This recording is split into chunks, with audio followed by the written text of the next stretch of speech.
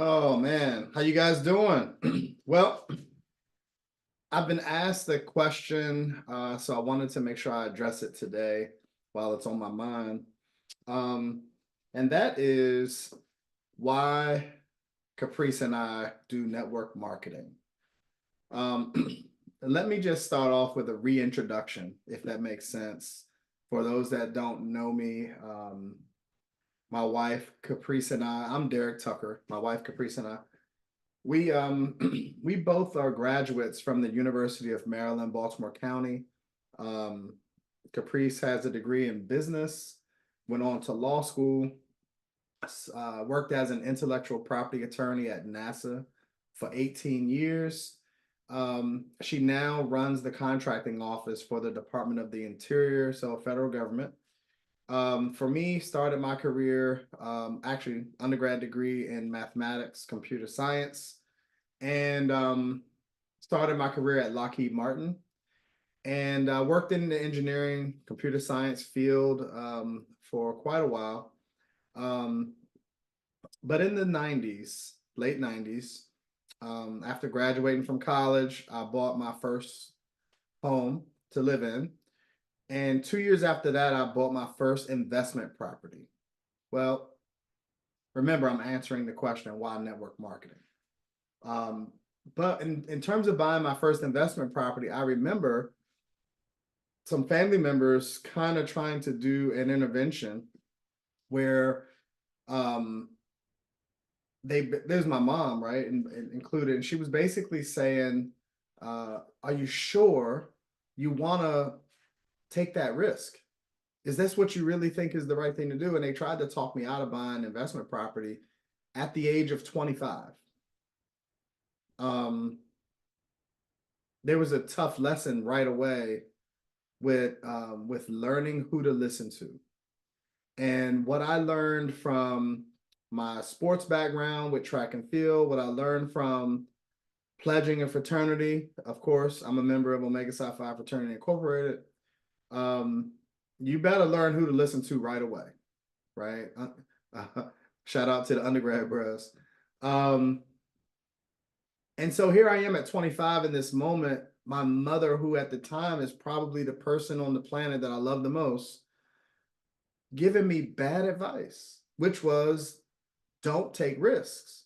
Well, just think about the era that Gen Xers grew up in. We grew up in the um, don't talk to strangers, all that type of. It's just weird, right? So I had to make a tough decision as a young man right away and go against the grain, which was I'm going to take a risk because what I want is over here and my life is over here. So at 25, I started investing in real estate, progressed my career to where I left engineering in the rearview mirror. And that was it. I ended up going back to grad school, getting a MBA in real estate and urban development, and started working in commercial real estate. Okay, so my focus solely on real estate now. And so about a decade ago, now understand, my wife and I are, I'm going to say successful. Some people would say highly successful, but when you have senior level jobs and you're more than 20 years in those industries, most people say you do pretty well. Um, but about a decade ago,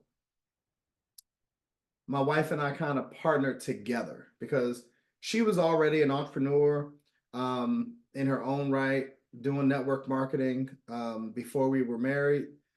And I started to look at it initially with a lot of apprehension, right, when we were dating.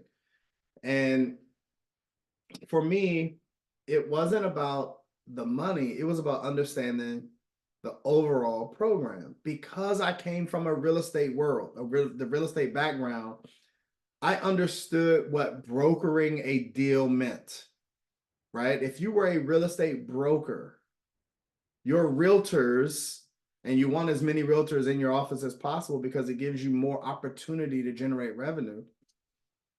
But brokering a deal simply means you can bring buyers and sellers together without having to take ownership of that property, which is a whole new world. Because see, I was buying property, flipping it, buying property, renovating it, renting it out, vice versa.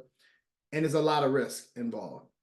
But when I got my broker's license, it kind of opened my mind up to this concept of bringing buyers and sellers together. Not as much risk per se, but definitely still financially advantageous. And so when I looked at network marketing originally, I think I was in a unique position mentally to be open-minded. But I was still a little apprehensive because I'm originally from the inner city, well, Capitol Heights. It's in Prince George's County, Maryland, right across the southeast border of Washington, D.C. I guess I kind of grew up with a watch your back mentality, protect your 6 o'clock, so to speak, that whole thing. So I was a little skeptical is a terrible word. I don't like skeptical. I was just a little apprehensive, right? I wanted to make sure, I wanted to like flip all the stones or, I wanted to understand what was what. And once I understood some core components of network marketing, I got excited. And the reason I get excited is because what I had read online was negative. And I don't know, I'm one of those guys that says, you know what? Whatever the majority of people think is probably what average people think. And I'm not average. I never consider myself to be average. And in circumstances where I do think I'm average, I don't desire to be average, right? So if a lot of people are saying this is hard, I spent more money than I made, welcome to the real world. See, I'd already done business in a traditional sense, and it takes money to start a business. Already, you're already taking risks. That's why my mom said don't do it.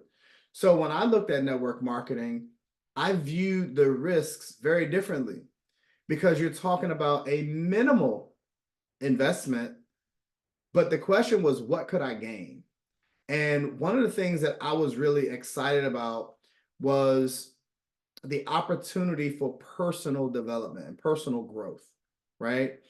If a person doesn't have a growth mindset, you can develop that if you take the time to participate in the different trainings, the different seminars that a good network marketing company would offer. Because that's how you kind of change or get rid of stinking thinking. And believe it or not, I knew I had some stinking thinking, but mine started to shift because of all the hard work through real estate. And then I was able to shift it totally with the personal development through the network marketing organization. If you're a young professional, here's what I recommend you do. Make your own decision for yourself. Do your own research. For instance, if you jump on YouTube right now, I don't know, there are tons of things that you can listen to that may or may not be accurate, right? Because this is the untethered internet today. That's one of the reasons why your professors won't allow you to use Wikipedia as a source. Anybody can put out anything they want. Here's what I would advise a smart person to do. Understand it for yourself. Make your own decision. You want to do something, talk to somebody that's done it successfully. All right. I teach through examples. I remember being in high school and I played football. I played football and basketball, but I wasn't on the track team yet. So I was dared by some close friends of mine that I wouldn't make it through a track practice. So here I am. I find myself on the track team based on a dare. And when I made some decisions that year, I said, you know what? Maybe running track is a good thing. Let me ask some people. And so I had a choice. Who could I ask? Right? I could ask the slowest wide receiver or the fastest wide receiver. I could ask the running back that sits on the bench, or I can ask the running back that was the starting running back. Well, here's what I'll tell you. The starting running back and the fastest wide receiver also were on the track team. And so asking them, is track a good thing? Of course, their response was positive. But when I asked the running back that was on the bench and the slow wide receiver, they said, oh man, it's a waste of time. You should go to the weight room with us, right? And so here's what that little microcosm is, right?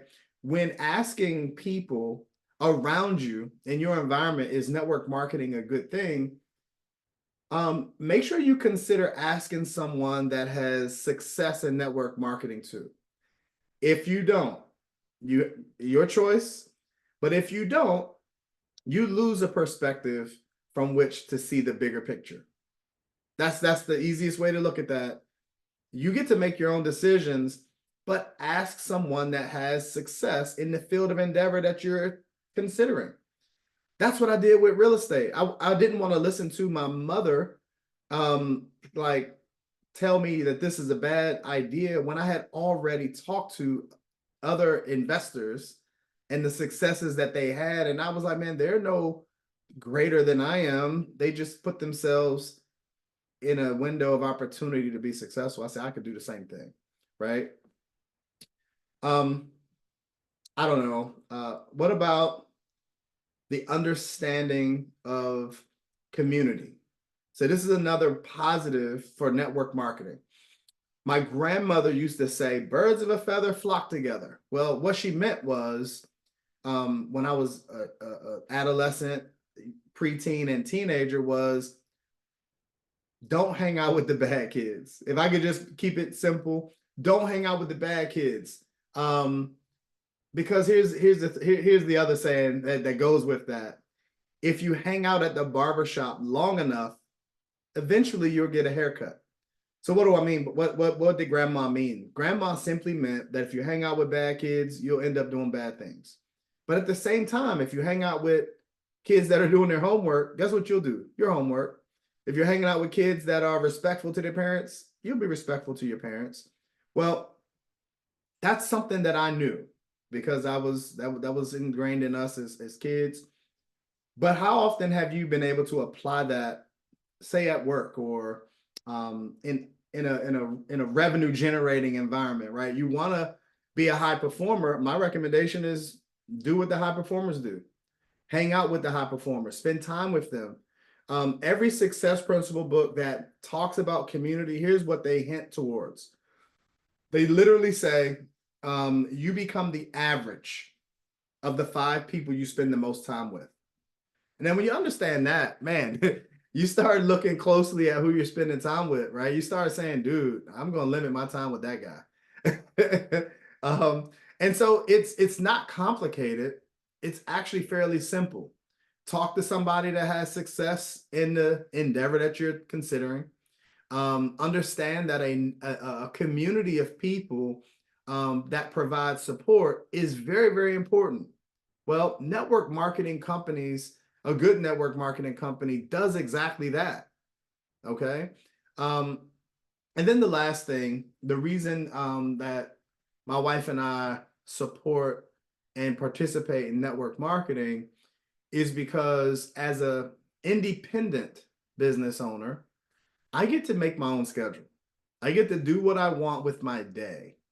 I can do as much work or as little work in my business as I decide.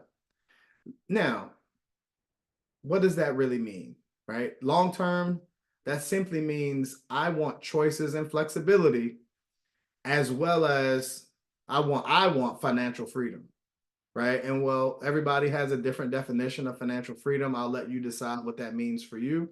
But simply for me is I just wanted to be able to make the choices of where I spent my time, my energy, my money. And I wanted to see my wife more than I saw my employer. So that's something that I wanted. You can have your own desires and dreams, but there are not a lot of things that you can do on this planet to generate revenue that makes that possible. And so I wasn't necessarily looking for network marketing when I wanted to understand and decide my financial future, what I should do, what I shouldn't do. Wasn't necessarily looking for network marketing, but I found everything I was looking for in network marketing. I was able to generate revenue. I was able to better myself as a human being, as a man, as a husband, as a father. All right. It allowed me to help people along the way and build a community where we support each other. And so that's a quick take. I wish I had notes or something to reference, but that's just speaking from the heart on why network marketing, particularly when already corporately successful. I'd like to say, because you see all these different degrees and things on the wall, I'd like to say that's my educated perspective. See you.